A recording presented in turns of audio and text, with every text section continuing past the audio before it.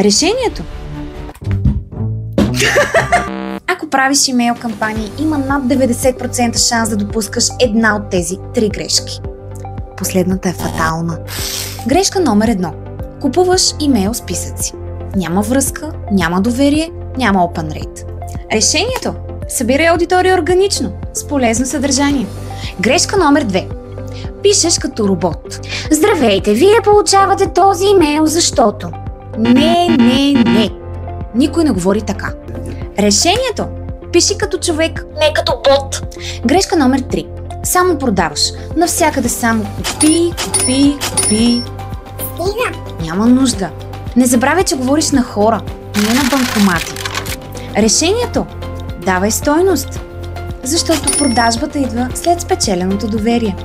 Имейлите работят, но ако говориш на правилните хора по правилния начин. Ако спреш да ги гониш и просто си говориш с тях, резултатите няма да закъснеят. Последвай ме за още съвети по маркетинг, които работят.